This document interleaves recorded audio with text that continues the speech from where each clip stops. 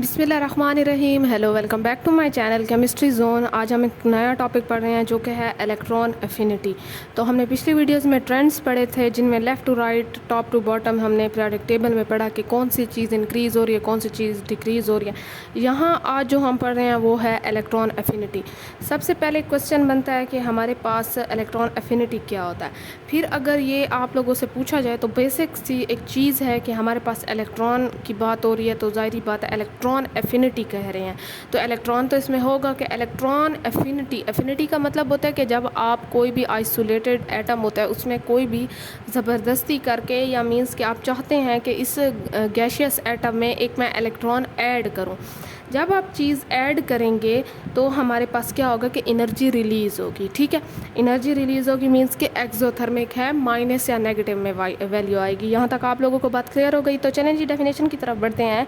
Definition में हमें कहते हैं कि the electron affinity is defined as the amount of energy released when an electron is added to an isolated gaseous atom to form an anion. एक चीज़ आप लोग याद रखें कि हमारे पास जब आयनाइजेशन की बात हो रही थी तो आयनाइजेशन में कैटाइन बन रहा था, पॉजिटिव बन रहा था। और आप लोगों को पता है कि कैटाइन कौन से होते हैं, फर्स्ट और सेकंड ग्रुप जो मेटल होते हैं। मेटल हमेशा कैटाइन बनाते हैं, वो लूज़ करते हैं। मींस के कोई भी एटम जब लूज़ करता है तब वो कैटाइन बनाता है। ये देखें आप लोग, कैटाइन क्या होता है कि हमारे पास कैटाइन हमेशा पॉजिटिव में आता है और वो क्या करता है कि वो लूज़ करता है। यहाँ तक बात क्लियर है। और लेकिन हमारे पास जो एनाइन होता है वो गेन करता है और हमेशा नेगेटिव में होता है। तो मींस कि हमारे पास इलेक्ट्रॉन एफिनिटी में एनाइन बनेगा क्योंकि हम एक चीज़ ले रहे हैं, ऐड कर रहे हैं, वो गेन कर रहा है एक इलेक्ट्रॉन, तो वो नेगेटिव में आएगा। यहाँ तक आप लोगों को बात क्लियर है। अच्छा, एक कॉमन सी चीज़ है कि हमारे पास जितने भी आपको नेगेटिव एलिमेंट्स मिलेंगे, मीन्स के जिनमें नेगेटिव चार्ज आता है, जैसे हेलोजन वगैरह हो गए, Cl नेगेटिव होता है। आप लोगों ने कभी उस पर पॉजिटिव नहीं देखा। वैसे भी कॉमन एग्जाम्पल ले लें, वैसे जैसे हम पढ़ते हैं तो उसमें आप लोग एक चीज़ ये भी देखेंगे कि जिसमें नेगेटिव आ रहा है मीन्स कि ये इलेक्ट्रॉन एफिनिटी इसमें ज़्यादा है। अब जैसे फर्स्ट और सेकंड ग्रुप है वो मेटल है, उनमें हमारे पास पॉजिटिव चार्ज आ रहा है। जैसे मेरे पास Na+ आ जाता है, या मैं यहाँ लिख दूँ Mg+2 आता है, Na+ आता है, Al+3 आ जाता है। ये सारी चीज़ें हमारे पास मेटल्स में आ जाती है, मीन्स के कैटाइन बनाती हैं और इनकी आयनाइजेशन एनर्जी ज़्यादा होती है। मीन्स कि इनमें कैपेसिटी होती है कि ये लूज़ कर सकते हैं। ठीक है, तो ये आयनाइजेशन को और इस पॉजिटिव नेगेटिव से भी आप लोग समझ सकते हैं कि जहाँ नेगेटिव आएगा आप लोग कह सकते हैं कि इसमें इसने इलेक्ट्रॉन गेन किया है अपना ऑक्टेट या डुप्लेट कंप्लीट करने के लिए, और हमारे पास जिसने लूज़ किया है तो वो हमारे पास मेटल होंगे। और मेटल की कैपेसिटी होती है या कैपेबिलिटी होती है कि वो पॉजिटिव हमारे पास फॉर्म करे या लूज़ करे। ठीक है, इलेक्ट्रॉन्स। आई होप सो यहाँ तक आप लोगों को बात क्लियर होगी। तो वो कहते हैं कि negative value is assigned when the energy is released and the positive value when energy is absorb. अब आयनाइजेशन पिछला हमने जो टॉपिक पढ़ा उसमें ये था कि हमारे पास एनर्जी क्या हो रही थी कि एब्जॉर्ब हो रही थी, क्योंकि इलेक्ट्रॉन एक वो दे रहा था, लूज़ कर रहा था। लेकिन यहाँ पे एनर्जी रिलीज़ होगी क्योंकि इसमें हमारे पास इलेक्ट्रॉन ऐड हो रहा है। यहाँ तक बात क्लियर है। अब एक कॉमन सी एग्जांपल देखते हैं। हमारे पास X है, जो कोई भी एटम है गैशियस स्टेट में है, इसमें हम क्या चीज़ ऐड करें हैं, एक इलेक्ट्रॉन ऐड करें हैं। हमने कहा कि हम इलेक्ट्रॉन ऐड करेंगे तो एनर्जी क्या होगी, रिलीज़ होगी और ये नेगेटिव में कन्वर्ट हो जाएगा एनाइन में, जिससे हम कहते हैं कि ये इलेक्ट्रॉन एफिनिटी इसकी है। मीन्स के अगर नेगेटिव ज़्यादा आ रहा है, मीन्स के नेगेटिव है जैसे फ्लोरीन, क्लोरीन, इनकी सबसे ज़्यादा इलेक्ट्रॉन एफिनिटी होती है। जिनमें हमारे पास ऑक्टेट वगैरह कंप्लीट होते हैं उनकी 0 के इक्वल या 0 हमारे पास इलेक्ट्रॉन एफिनिटी होती है। ठीक है जी। अब वो कहते हैं according to thermodynamic the above process is exothermic process. Means के एक्सोथर्मिक जिसमें एनर्जी रिलीज़ होती है, एंडोथर्मिक एक होता है एक्सोथर्मिक, एक होता है एंडोथर्मिक। ठीक है, अब एंडोथर्मिक में हमारे पास क्या होता है कि यहाँ पे रिलीज़ होती है, ठीक है, और यहाँ पे एब्जॉर्ब होती है। अब आयनाइजेशन जो था वो एंडो था क्योंकि इसमें एब्जॉर्ब हो रही थी, तो ये एक्सोथर्मिक है, इसमें रिलीज़ हो रही है। अब ये किसी भी इसकी एग्जांपल देख लें। जैसे आप लोगों को पता है कि ऑक्सीजन हमेशा नेगेटिव जो है वो करता है, एनाइन बनाता है, कभी भी मेजॉरिटी केसेस में नेगेटिव बनाता है। कभी आपने ऑक्सीजन पे पॉजिटिव चार्ज नहीं देखा।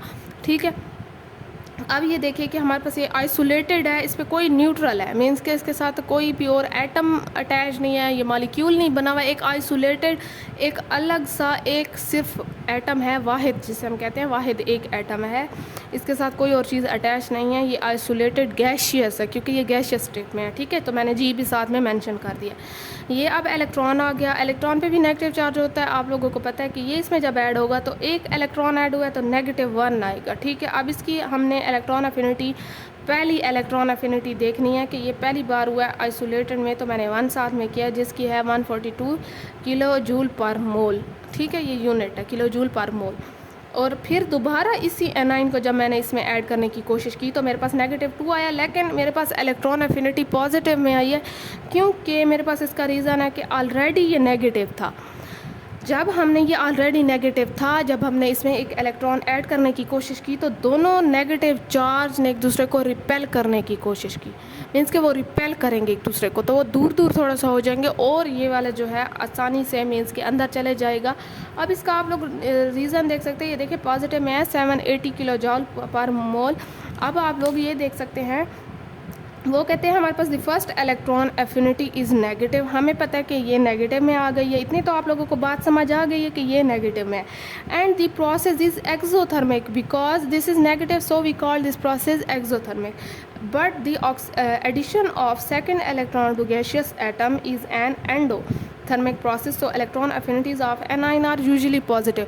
एक चीज़ आप लोगों ने समझने की कोशिश करनी है कि जब आपसे ये पूछा जाएगा कि गैशियस एटम की इलेक्ट्रॉन एफिनिटी कैसी है तो आप कहेंगे कि वो नेगेटिव है, it is an exothermic process, sorry ठीक है, एक्सोथर्मिक प्रोसेस।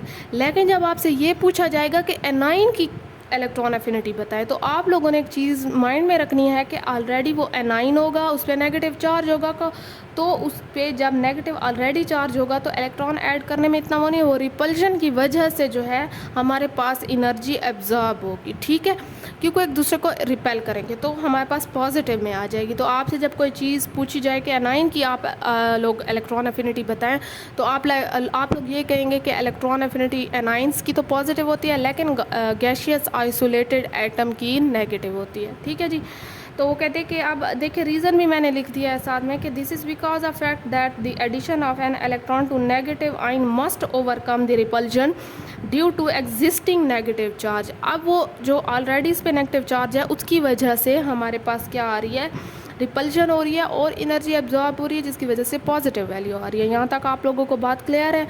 तो एनाइन की क्या होती है, पॉजिटिव होती हैं। वैसे इलेक्ट्रॉन एफिनिटी रीज़न ये लिखा हुआ है हमारे पास। ठीक है जी, अब जो है एक चीज़ और समझनी है आप लोगों ने कि एनाइन जो होते हैं जो भी नेगेटिव आएंगे, हमें पता है कि हमारे पास राइट साइड पे जो ग्रुप्स हैं उनमें हेलोजन वगैरह है, इन पे नेगेटिव आता है तो इनकी इलेक्ट्रॉन एफिनिटी ज़्यादा होगी। जो कैटाइन होगा तो उसकी तो ऑलमोस्ट ज़ीरो होगी। अब जहाँ जो भी ग्रुप कैटाइन बना रहे हैं जैसे मेटल हो गए फर्स्ट सेकंड ग्रुप, तो इनकी तो ज़ीरो होगी क्योंकि इन पे कैटाइन बन रहे हैं, एनाइन बन ही नहीं रहा। वो लूज़ करें, वो कुछ चीज़ गेन नहीं करना चाह रहे। तो ये भी एक कॉमन सी चीज़ है जो आप लोगों ने माइंड में रखनी है। ठीक है जी, अब देखिए हमारे पास वो कहते हैं कि with the help of this property of element like oxidizing power non metallic character can be measured. अब आप लोगों ने एक चीज़ देखनी है, जैसे मैंने मेटेलिक करेक्टर की वैसे बात की है तो मेटल का मतलब होता है कि मेटल बनता ही लूज़ करने से है, मीन्स कि इस पर पॉजिटिव चार्ज आएगा तो वो मेटल होगा। ठीक है, वो लूज़ करता है। तो ये नॉन मेटेलिक हुआ या नॉन मेटल कह सकते हैं आप लोग, क्योंकि ये लूज़ नहीं, ये गेन कर रहा होता है। तो इसी तरीके से हम oxidizing power non metallic character हम मेजर कर सकते हैं। इस प्रॉपर्टी से हमें पता चल जाएगा कि ये एनाइन बना रहा है तो means it is non metal, ये नहीं है मेटल। अगर ये नहीं बना रहा है, इसके इलेक्ट्रॉन एफिनिटी कम है और ये पॉजिटिव चार्ज क्रिएट कर रहा है या कैटाइन बना रहा है तो इसकी हमारे पास ये मेटल है, मेटेलिक करेक्टर है। ठीक है, it is precise and quantitative term like ionization energy but it is difficult to measure। अब एक चीज़ आप लोगों ने याद रखनी है कि हमारे पास ये डिफ़िकल्ट टू मेजर होता है, मीन्स कि आसानी से मेजर नहीं हो सकता। आप लोगों ने स्टेप बाय स्टेप इसका करना है। ये डायरेक्ट प्रोसेस नहीं है कि आप लोग डायरेक्टली जो है किसी भी स्टेप की एनर्जी मालूम कर ले, बल्कि ये स्टेप बाय स्टेप होता है। जैसे हमने ऑक्सीजन में पहले एक नेगेटिव चार्ज को वो किया, इलेक्ट्रॉन को ऐड किया, फिर दूसरे को किया, तो इसी तरीके से, ठीक है। तो ये हमारे पास इलेक्ट्रॉन वोल्ट में भी आप इसे एक्सप्रेस कर सकते हैं। जैसे मैंने एनर्जी को पीछे किलो जॉल पर मोल में किया है, तो आप लोग इलेक्ट्रॉन वोल्ट या किलो जॉल पर मोल में भी कर सकते हैं, ठीक है जी। ये यूनिट है। वो कहते हैं कि ये बॉर्न हर पर प्रोसेस या साइकिल से हमारे पास होता है। मैयर इनडायरेक्टली मीन्स के जो हमारे पास स्टेप बाय स्टेप जब होगा, जब जैसे अब किसी भी एटम पे मैंने -3 कर दिया है, तो इसके 3 स्टेप होंगे। अब मैंने इन सारे स्टेप्स को ऐड करना है, फिर इसकी एनर्जी निकालनी है, तो तब जाके मेरे पास होगा। मीन्स कि ये इनडायरेक्ट है। डायरेक्ट ये होता है कि आप लोग एक ही स्टेप लेंगे, एक ही स्टेप में सारा जो है उसकी एनर्जी वगैरह मैयर कर लेंगे। लेकिन इनडायरेक्ट वो होता है जिसमें आप लोगों ने सारे स्टेप्स को लेके फिर एक एक को ऐड करना होता है। तो ये इनडायरेक्ट होगा, एक साइकिल के तौर पे हो गया, ठीक है। तो कहते हैं कि ये बॉर्न हार्पर साइकिल जो है, मैंने इसकी वजह से डिटेल नहीं दी, इसकी ज़रूरत नहीं थी डिटेल की, तो आप लोग सिर्फ ये समझ लें, ठीक है जी। वो कहते हैं आप फैक्टर की तरफ चलते हैं। बहुत ही आसान है फैक्टर्स, इन्हें शॉर्ट में लेते हैं। थ्योरी भी साथ में मैंने कहीं ऐड की है और कहीं मुझे लगा कि सिर्फ समझाने की बातें हैं। इलेक्ट्रॉन एफिनिटी जो है वो directly inversely proportional to atomic size है। Electron affinity is inversely proportional to atomic size. ये इन्वर्सली है। डायरेक्टली अगर ऐसा होता कि बिल्कुल इसके सामने कोई चीज़ होती, डायरेक्ट एक चीज़ इंक्रीज़ होती तो दूसरी भी इंक्रीज़ होती, लेकिन यहाँ पे इन्वर्सली का ये मतलब है कि हमारे पास ये अगर इंक्रीज़ होगी तो ये डिक्रीज़ होगी, अगर ये इंक्रीज़ होगी तो ये डिक्रीज़ होगी, ठीक है। यहाँ तक बात क्लियर है आप लोगों को। अब एक चीज़ आप लोग ये देखें कि हमारे पास तो कहते हैं कि larger atomic size lesser the tendency of an atom to attract the additional electrons toward itself, lesser the force of attraction exerted by nucleus on extra electron being added to outermost shell of the atom, and hence lesser the amount of energy is released when extra electron is added to atom to form an anion। अब एक चीज़ यहाँ समझने की ये बात है कि हमारे पास जितना भी लार्जर द एटॉमिक रेडियस, आप जितना बड़ा एटम होगा आप लोगों के पास, ये देखें कि मेरे पास लेट सपोज ये कोई भी एटम है, ठीक है, और इसी के साथ मैंने एक लार्जर वाला भी बना दिया। यहाँ तक बात क्लियर है। अब इसका जो ये न्यूक्लियस है और ये इसका न्यूक्लियस है, तो इस न्यूक्लियस को यहाँ तक जो इलेक्ट्रॉन यहाँ आउटर मोस्ट में पड़ा है, इसे अट्रैक्ट करने में इतनी ज़्यादा फोर्स ऑफ अट्रैक्शन वो लगाएगा कि ये इसे अट्रैक्ट कर पाएगा। क्योंकि कमरे में जितने काम बंदे हो आपको एक एक का पता होगा, एक एक स्टूडेंट का पता होगा कि ये काम कर रहा है, क्योंकि वो कम होंगे, आपकी तवज्जो पूरी होगी उन पर। लेकिन यहाँ मसला है कि ये जो न्यूक्लियस है ये अपने इस इलेक्ट्रॉन को मुश्किल से करेगा, क्योंकि इस शेल में भी इसके सामने आ जाएंगे इलेक्ट्रॉन, इसमें भी आ जाएंगे, तो इसका यहाँ तक ग्रिप लेना बहुत मुश्किल हो जाएगी। तो ये लूजली बाउंड होगा, ये आउटर मोस्ट वाला, वो किसकी पकड़ से दूर होगा, न्यूक्लियस की, तो वो खुद ऐसे घूम रहा होगा आसानी से, मीन्स के लूजली बाउंड होगा। लेकिन इसमें टाइटली बाउंड होगा, तवज्जो लेगा किसकी, न्यूक्लियस की। न्यूक्लियस उसे अपनी तरफ अट्रैक्ट करने की कोशिश करेगा, क्योंकि ये पॉजिटिव या नेगेटिव है, तो नेगेटिव पॉजिटिव की तरफ अट्रैक्ट होता है। ये तो आप लोगों को बात पता है। अब एक चीज़ आप लोग समझे कि वो कहते हैं कि जितना लार्जर साइज़ होगा उतनी ही ये लूजली बाउंड होगा, और इसमें जब हम कोई भी इलेक्ट्रॉन ऐड करेंगे तो हमें इतनी एनर्जी नहीं लगानी पड़ेगी। इलेक्ट्रॉन एफिनिटी क्या होगी, लेस होगी, ठीक है। हमें इतनी एनर्जी की ज़रूरत ही नहीं है, मीन्स कि हमारे पास एनर्जी रिलीज़ इतनी नहीं होगी, या हमें इतनी मुशक्क़त की ज़रूरत नहीं है, क्योंकि यहाँ पे हमारे पास आसानी से माहौल है कि हम कोई चीज़ ऐड कर सकते हैं, इतनी इस पर अट्रैक्शन नहीं है। लेकिन यहाँ मसला है कि यहाँ तो बहुत अट्रैक्शन है, तो यहाँ पे थोड़ी सी मुश्किल होगी कि आप लोगों ने एक एक्स्ट्रा इलेक्ट्रॉन ऐड करना है, मीन्स कि इसमें हमारे पास इलेक्ट्रॉन एफिनिटी ज़्यादा होगी और इसमें कम होगी। यहाँ तक आप लोगों को पता है, समझ आ चुकी है ना। तो ये देखिए ये सारी वही चीज़ें लिखी हुई हैं कि lesser the force of attraction exerted by nucleus on extra electron, तो हमारे पास less amount of energy release होगी, इतनी ज़्यादा हमें एनर्जी रिलीज़ करने की ज़रूरत ही नहीं है, इतनी मेहनत की ज़रूरत ही नहीं है। तो वो कहते हैं कि जब इलेक्ट्रॉन एफिनिटी जो है इस एटम में होगी, लार्जर में तो कम होगी, इसमें होगी तो ज़्यादा होगी। तो कहते थे कि thus smaller atom have high electron affinity. मैंने जैसे बताया कि इसकी ज़्यादा होगी क्योंकि ये टाइटली बाउंड है न्यूक्लियस के साथ। यहाँ तक बात क्लियर है। ये छोटी सी डायग्राम दी हुई है, इसमें इलेक्ट्रॉन ऐड हो रहा है इसमें, तो ये देखें हमारे पास हीलियम एटम में इलेक्ट्रॉन ऐड हो चुका है, ठीक है जी। अब एक चीज़ देखें कि हमारे पास इफेक्टिव न्यूक्लियर चार्ज क्या होता है। आप लोगों को पता है कि जब आप पीरियोडिक टेबल के लेफ़्ट टू राइट यहाँ जाते हैं, लेफ़्ट टू राइट जाते हैं, तो एक एक इलेक्ट्रॉन ऐड होता जाता है और एक एक प्रोटॉन साथ में होगा, क्योंकि हमारे पास इफेक्टिव पॉजिटिव चार्ज बढ़ता जाता है, क्योंकि आप लोगों को पता है कि जितने नंबर ऑफ इलेक्ट्रॉन होते हैं उतने नंबर ऑफ प्रोटॉन होते हैं। तो हमारे पास पॉजिटिव चार्ज भी न्यूक्लियस पे बढ़ता जाएगा जैसे जैसे इलेक्ट्रॉन ऐड होते जाएंगे।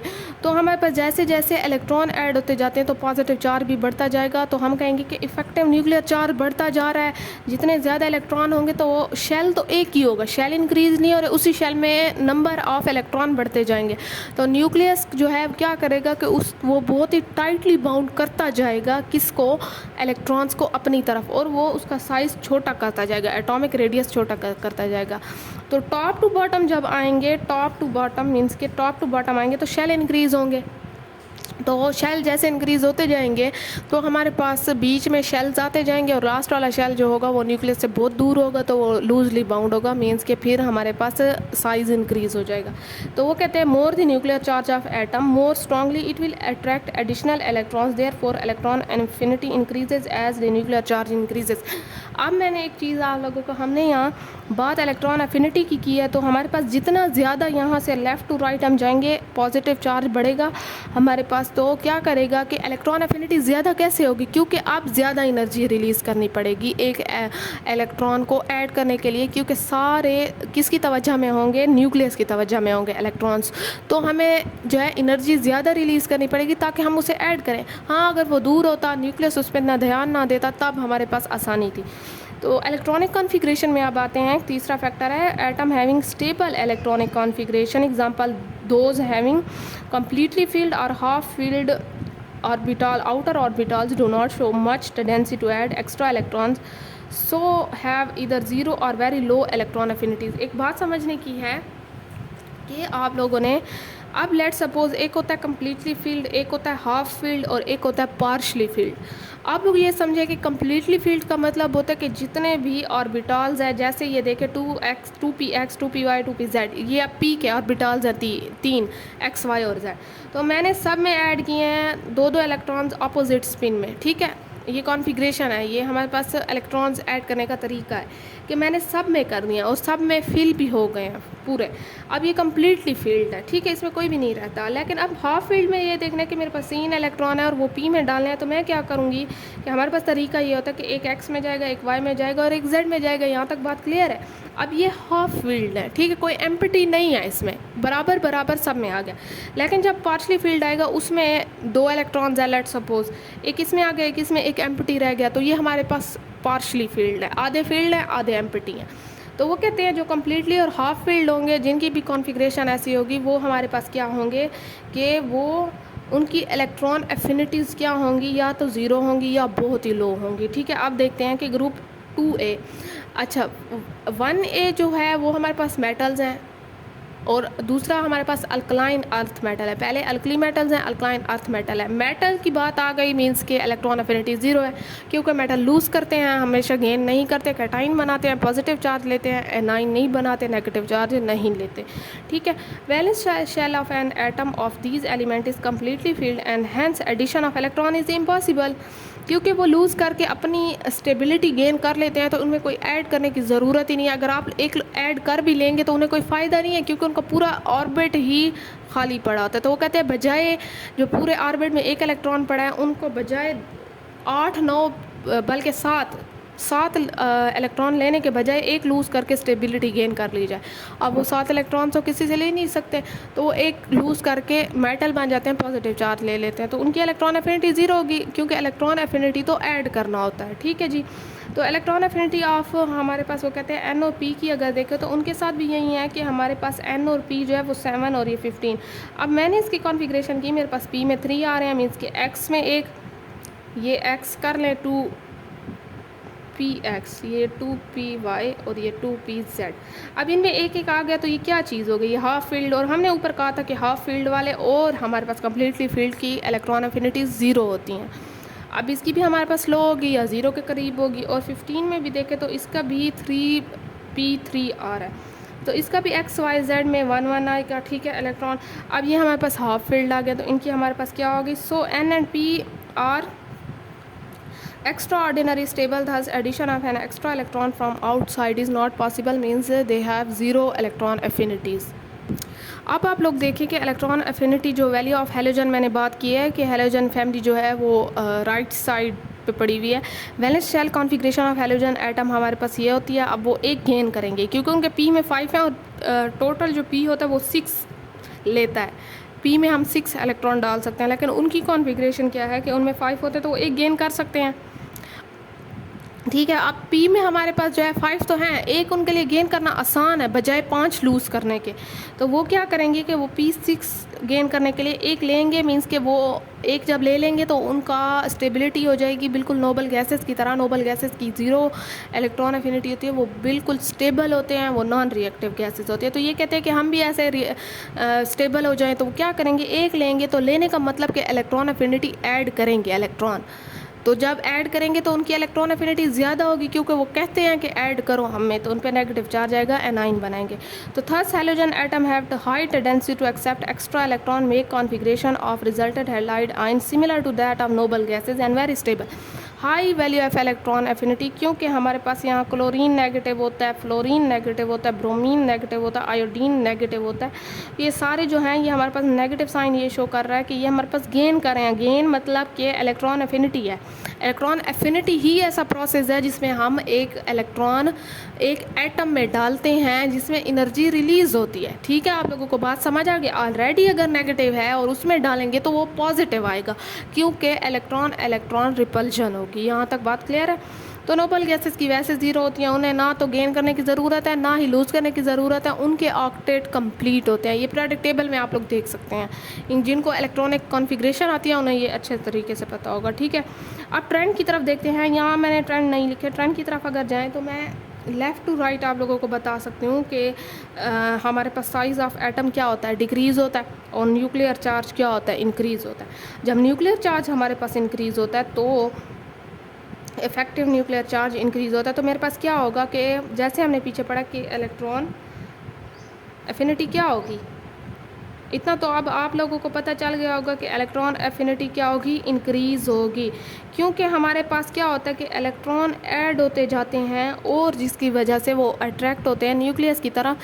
तो एक दूसरे एक्स्ट्रा इलेक्ट्रॉन को ऐड करने के लिए हमें बहुत ज़्यादा एनर्जी रिलीज़ करनी पड़ेगी। तो जब बहुत ज़्यादा एनर्जी रिलीज़ करनी पड़ेगी तो मीन्स इलेक्ट्रॉन एफिनिटी इंक्रीज़ होगी। क्या होगी, लेफ़्ट टू राइट। अगर अब यही चीज़ मैं देखूं ग्रुप में, तो मेरे पास ग्रुप में क्या होगी कि टॉप टू बॉटम क्या होगा कि शेल इंक्रीज़ होंगे। ठीक है, जब शेल इंक्रीज़ होंगे तो एक न्यूक्लियस जो यहाँ पड़ा है उसके इर्द गिर्द आप लोग ऐसे शेल इंक्रीज़ करते जाएं करते जाएं करते जाएं। तो एक यहाँ पे पड़ा हुआ और यहाँ पे इसको ग्रिप में लेना बहुत मुश्किल है। ठीक है, क्योंकि दरमियान में बहुत से शेल अगर इनमें भी एटम पड़े होते हैं, शील्डिंग इफेक्ट वगैरह भी आ जाता है जो हमने पीछे पढ़ा है। तो यहाँ पे इलेक्ट्रॉन एफिनिटी क्या होगी, लो होगी, क्योंकि यहाँ पे डालना मुश्किल नहीं है। यहाँ एनर्जी इतनी हम रिलीज़ नहीं करेंगे, थोड़ी सी एनर्जी में काम चल जाएगा क्योंकि ये न्यूक्लियस से दूर है, न्यूक्लियस इसे अट्रैक्ट ही नहीं कर रहा, तो यहाँ पे डिक्रीज़ होगी। ये कॉमन सी चीज़ें हैं, आप लोगों को इतनी समझ आ गई है। चलें जी, आप इसको आगे देखते हैं। चले जी, अब एक छोटे से न्यूमेरिकल कहते हैं या क्वेश्चन कहते हैं, ये देखते हैं जिसमें आप लोगों का होमवर्क भी होगा मुश्किल वालों का, और सिंपल वाले जो है मैंने करवा भी दिए हैं। मींस के आप लोग रीज़न बताएंगे कमेंट्स में, फिर हम चेक करेंगे कि आप लोगों का रीज़न सही है या आपकी अंडरस्टैंडिंग कितनी हुई है। तो वो कहते हैं कि कौन सा ऐसा प्रोसेस है जिसमें एब्जॉर्प्शन ऑफ एनर्जी होगी। इलेक्ट्रॉन एफिनिटी का मतलब होता है कि रिलीज़ ऑफ एनर्जी, एब्जॉर्ब का मतलब तब होता है कि हमारे पास ऑलरेडी नेगेटिव हो एटम। मैंने ये कहा था कि ऑलरेडी जब कोई एनाइन होगा और उसमें कोई भी ये 1 था, मीन्स के यहाँ कुछ नहीं है तो यहाँ 1 है, और जब इसमें आप लोग ऐड करेंगे ऑक्सीजन में, और ऑक्सीजन में जब ऑलरेडी नेगेटिव है उसमें ऐड करेंगे तो हमारे पास एनर्जी पॉजिटिव में आएगी। आप लोगों को ये पता है ना, जब पॉजिटिव में आएगी तो मीन्स के एंडोथर्मिक है, और एंडोथर्मिक का मतलब होता है कि एनर्जी एब्जॉर्ब हो रही है। ठीक है, अब ये देखें कि हमारे पास ये मुश्किल है, आप लोगों ने इसका रीज़न देना है कि हमारे पास वो कहते हैं कि which of the element will pass the highest electron affinity possesses, sorry. तो वो कहते हैं कि हमारे पास इसमें सबसे हाईएस्ट क्या होगी। अब आपने एक ट्रेंड देखना है कि मैं आपको हिंट दे देती हूँ कि लेफ़्ट टू राइट ट्रेंड और टॉप टू बॉटम ट्रेंड देखना है, और इसी हिसाब से आप लोगों ने इसका रीज़न बताना है कि हमारे पास एस सल्फ़र क्यों है हाईएस्ट में। मैंने आंसर बता दिया, आप लोगों के कुछ बच्चों को कन्फ्यूजन हो गई और हिंट भी दे दिया, तो बहुत ही आसान है। अब ये देखें कि वो कहते हैं कि हमारे पास इलेक्ट्रॉन एफिनिटी क्या होती है, कि वो कहते हैं कि वो जब left to inversely proportional to effective nuclear charge, ऐसे तो कुछ नहीं था जो हमने पढ़ा, तो वो डायरेक्टली था, क्योंकि यहाँ लेफ़्ट टू राइट जब इफेक्टिव न्यूक्लियर चार्ज इंक्रीज़ होता है तो इलेक्ट्रॉन एफिनिटी वेरी मतलब वो भी इंक्रीज़ होती है, डायरेक्टली प्रोपोर्शनल है, इन्वर्सली प्रोपोर्शनल उसके रूट। तो ये चीज़ें नहीं, बल्कि ये वाली चीज़ थी हमने जो पढ़ी है। तो ये वाला आप बिल्कुल, मैं हिंट भी नहीं देती इसका, तो आपने इसका इलेक्ट्रॉन एफिनिटी का ऑर्डर बताना है और साथ में रीज़न भी बताना है कि आपने किस रीज़न, टॉप टू बॉटम के रीज़न से या लेफ़्ट टू राइट के रीज़न से बताया है। तो ये आप लोगों का होमवर्क है। चले जी, ये कमेंट सेक्शन में मुझे बताएं कि कितने लोगों को ये चीज़ आती है। तो अब तक के लिए इतना काफ़ी है, अगले वीडियो में मिलते हैं इंशाल्लाह। कोई भी आप लोगों को मसला हो आप लोग कमेंट सेक्शन में बता सकते हैं। चलें जी, अल्लाह हाफ़िज़।